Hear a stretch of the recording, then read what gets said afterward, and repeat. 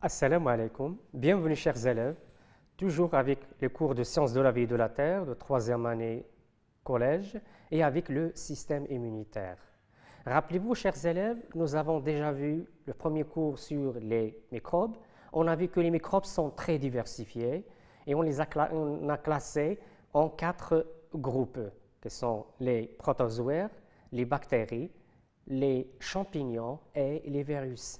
Et on a vu que ces microbes, certains sont utiles, comme l'exemple de levure utilisée dans la production du pain, ou les bactéries du lait, lactobacilles, et aussi il y a d'autres qui sont pathogènes. Et on a vu que cette virulence de ces microbes due à 4 caractéristiques, qui sont la multiplication, l'existence d'une capsule qui permette à ce microbe d'empêcher d'éviter l'action du système immunitaire, la sécrétion des toxines par certaines bactéries, comme l'exemple de la toxine tétanique, et aussi il y a d'autres qui sont capables de se transformer, le cas de virus.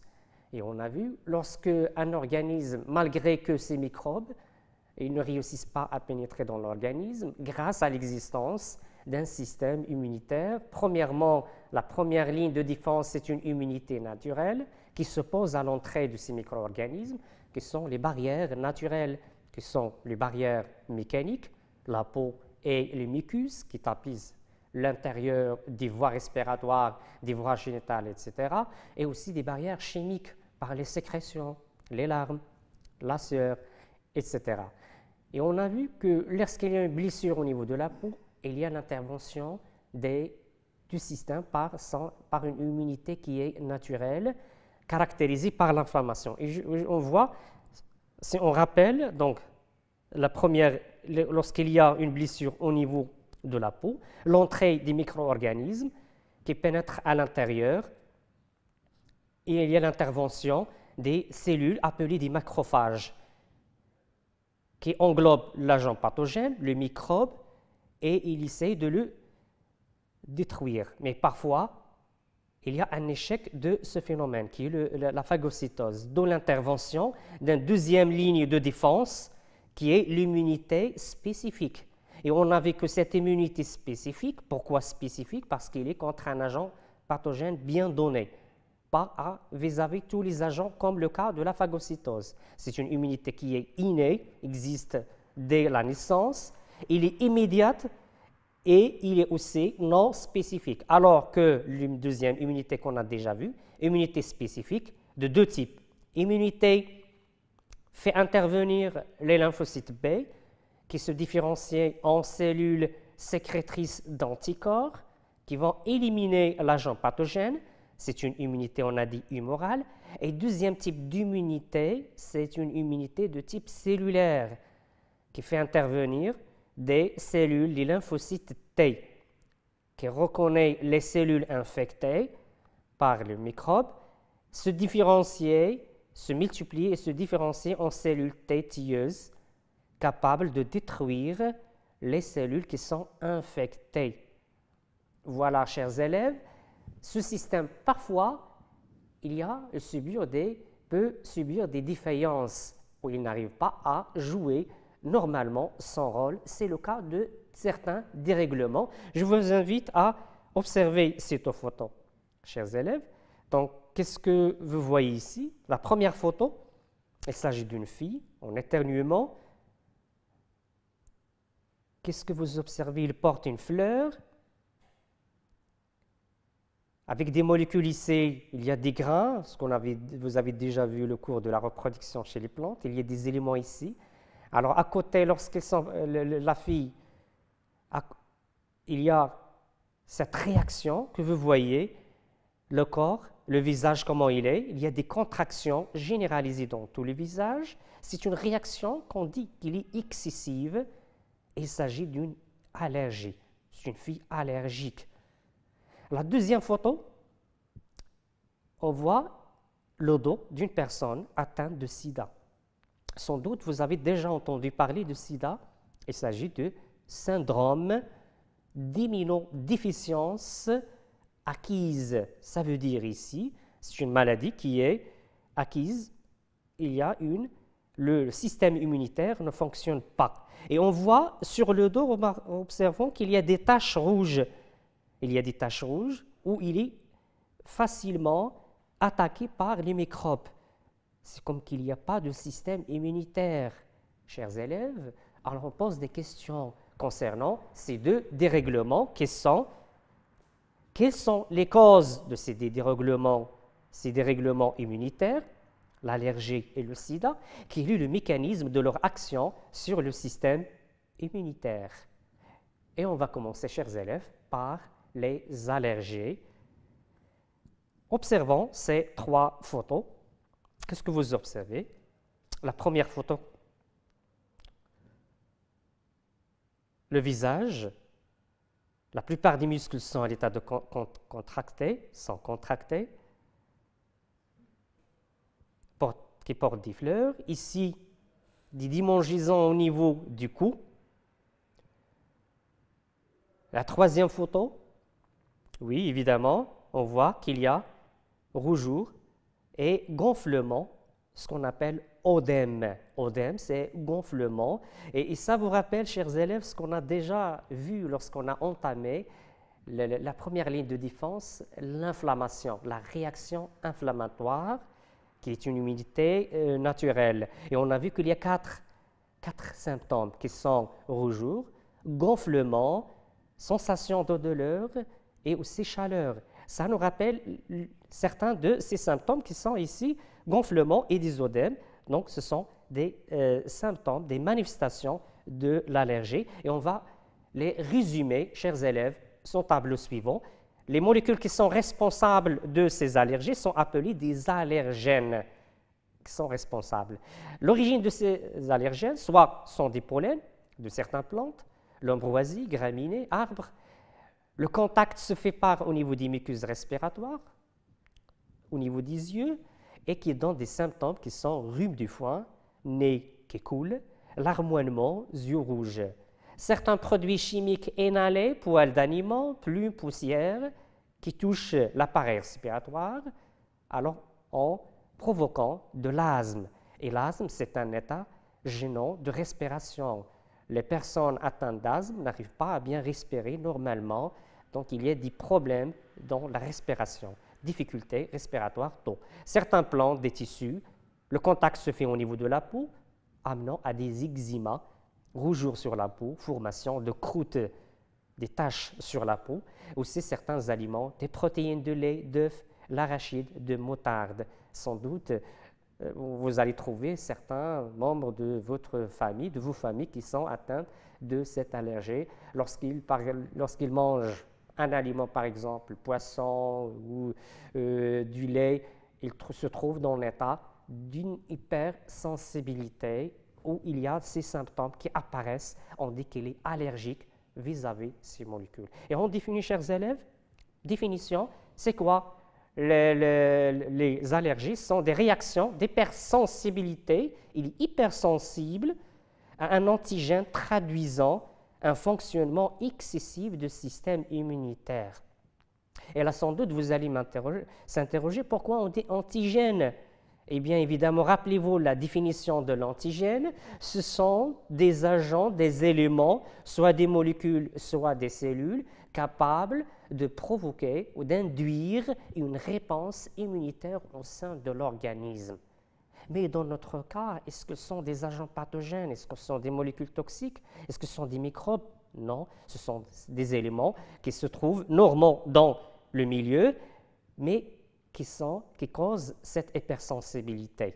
Ce sont des antigènes qui traduisent un fonctionnement excessif du système immunitaire. Ils se caractérisent soit par des urticaires, d'asthme, de conjonctivité. La substance antigénique est dite allergène. Donc, ces molécules capables d'induire cette hypersensibilité chez certaines personnes qu'on dit que sont allergiques. Et maintenant, on pose la question, comment peut-on expliquer ces symptômes? Rappelez-vous, on a déjà expliqué les symptômes lors de l'inflammation. On a dit qu'il y a une dilatation des vaisseaux au niveau de la région de blessure. Il y a sortie du plasma des cellules, ce qui a donné gonflement. Mais revenons ici, quelle est la cause? Est-ce qu'il y a la même? mécanisme de l'allergie, les études ont montré qu'il y a la sensibilisation des cellules appelées mastocytes, comme vous voyez dans la photo ci-contre.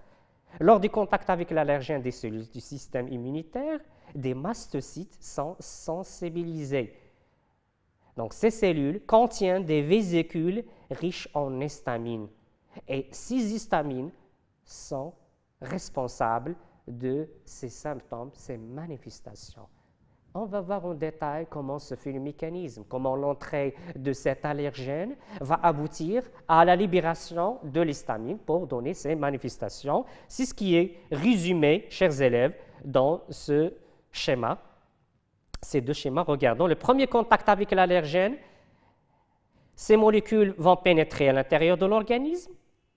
Ils vont être reçus par des lymphocytes. Ce sont les lymphocytes B, ce sont des molécules, par exemple le lymphocyte B qui se trouvent sensibilisés, activés et vont se transformer en plasmocytes sécréteurs des anticorps. Et on assiste ici, on a dit IgE.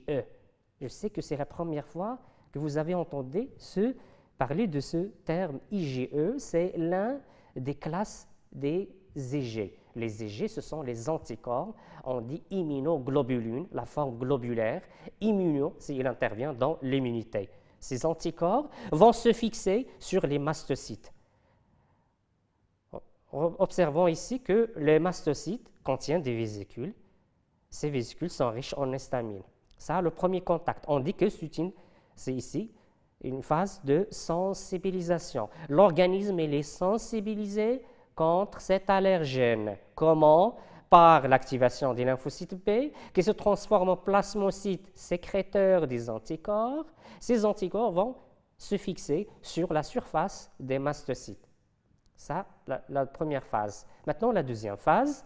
Regardons lors du deuxième contact avec l'allergène, libération, donc l'entrée de l'allergène va se fixer sur les anticorps de façon, bien évidemment, spécifique. Parce que les anticorps, dès le départ, leur formation, c'était vis-à-vis ces allergènes bien déterminés. Donc, une fois l'allergène se fixe sur les anticorps, qui sont déjà fixés sur le mastocyte, ces cellules vont sécréter, vont libérer dans le milieu extérieur l'histamine. Ces molécules sont responsables de l'inflammation. Et on signale ici que ces histamines aboutissent à des œdèmes, des contractions des muscles des voies respiratoires, l'asthme, eczéma.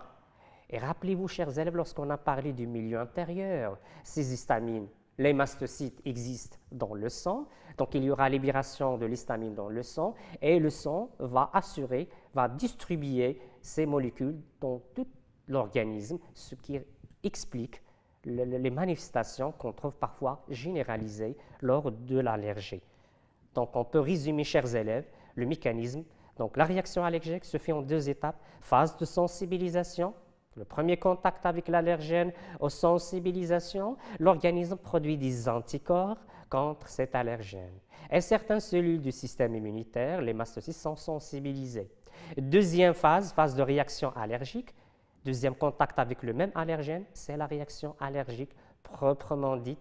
Les mastocytes libèrent brutalement des substances chimiques irritantes responsables des symptômes de l'allergie. Sans doute, vous allez s'interroger, chers élèves, comment est-ce qu'il y a un traitement contre ces symptômes, contre ce dérèglement qui est l'allergie? Eh bien, évidemment, on peut dire qu'il faut éviter les allergènes parce qu'ils provoquent ces manifestations. Et aussi, on peut utiliser des antihistaminiques contre ces histamines pour bloquer ou arrêter leur effet néfaste sur la santé. Et aussi, les études ont montré que parfois on peut utiliser des molécules, on peut exposer l'organisme à certaines quantités de ces allergènes, ce qui permet de désensibiliser. Avec le temps, on parle ici d'une tolérance. L'organisme, il tolère ces molécules, ces allergènes, et il peut ainsi éviter les manifestations. Donc, comme bilan, on dit que les allergies sont des réactions d'hypersensibilité à un antigène, traduisant un fonctionnement excessif du système immunitaire. Ces allergies se caractérisent par des inflammations dont la cause est la libération par les cellules de l'organisme de l'histamine. C'est pourquoi on utilise des antihistaminiques pour lutter contre ces allergies. Chers élèves, on voit ça concernant le premier dérèglement qui est l'allergie ou les allergies vis-à-vis des différentes molécules. Maintenant, on va s'interroger sur le syndrome d'immunodéficience acquise. Quelle est la cause de ce dérèglement? C'est ce qu'on va voir. Le syndrome d'immunodéficience acquise est une maladie provoquée par un virus qui s'appelle le VIH. Le VIH, c'est le virus d'immunodéficience humain chez l'homme. Et observons, chers élèves, le virus, la structure du virus, une enveloppe. À l'intérieur, il y a une capside, donc schématiquement ici, donc une enveloppe contenant plusieurs molécules. Ce sont des protéines ici, des glycoprotéines, des protéines, et à l'intérieur une capside, et à l'intérieur il y a le matériel génétique. Et rappelez-vous, on a vu ça l'année précédente, on a parlé de matériel génétique. Ce sont des matériels qui existent dans le noyau et qui est responsable des caractères de chaque être vivant. Le VIH est un virus de diamètre de 0,12 micromètres formé d'une enveloppe renfermant une capside contenant du matériel génétique. Et donc, par définition, on dit ici le sida, une maladie provoquée par un virus VIH qui infecte certaines cellules du système immunitaire, qui sont les lymphocytes T4. Le virus se multiplie dans ces cellules et finit par les détruire. Et on va observer, je vous invite à observer ce schéma, comment se fait l'infection du lymphocyte T4 par le VIH. Observons, chers élèves. Regardons ici une cellule qui est le lymphocyte T4. Et rappelez-vous qu'est-ce qu'on a dit concernant les lymphocytes T4? Oui, ce sont des cellules auxiliaires. Auxiliaires, ils aident les autres cellules. Et ces cellules, on a vu ça lorsqu'on a parlé de la coopération cellulaire. Donc, ces cellules sont responsables de l'activation des lymphocytes B pour qu'ils se différencient en plasmocytes et en LB mémoire, et aussi les lymphocytes T pour qu'ils se différencient en T tilleuse et en T mémoire. Regardons, revenons sur le schéma. Voilà le virus, il va attaquer le lymphocyte T4.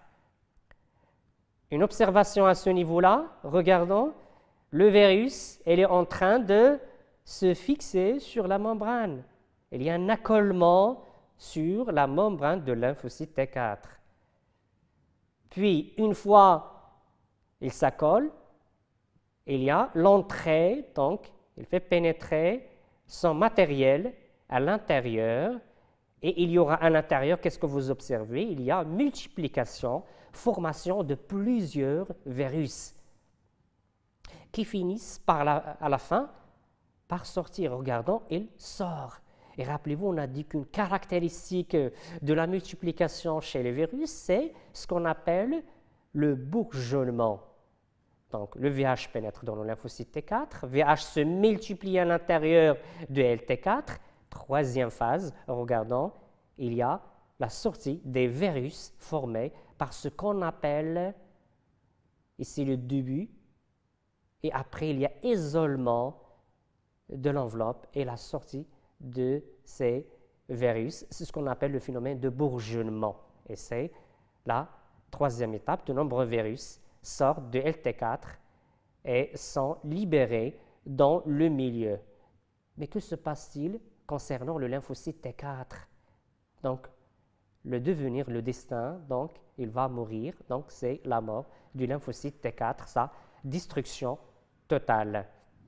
Chers élèves, maintenant, on va voir quelle est l'évolution de la maladie du sida. On parle ici de la phase d'infection de sida. Et je vous invite à observer ce graphe. Donc, il est constitué de 3 courbes. On se demande de décrire l'évolution. et d'expliquer l'apparition. Donc, bien évidemment, on observe ici, on a les lymphocytes T4. On commence par l'entrée de virus. Le virus il se multiplie, puis diminue dans une première phase qui est la primo-infection. Primo-infection, aucun symptôme, parfois légère, fièvre et fatigue. Mais après, il y a une phase qui dure 3 à 8 semaines. Notez bien, chers élèves, ça. La première phase, primo-infection, aucun symptôme, au cours de laquelle on assiste à une augmentation du nombre de virus qui diminue par la suite. La diminution de lymphocytes T4, et on a vu que les T4 sont des cellules cibles, sont affectées par ce virus. Et puis, il y a une constance de point de vue quantité de virus qui reste stable, les lymphocytes T4. C'est la phase asymptomatique. Pourquoi asymptomatique? Pas de symptômes. C'est juste gonflement des ganglions, la fatigue. Première maladie.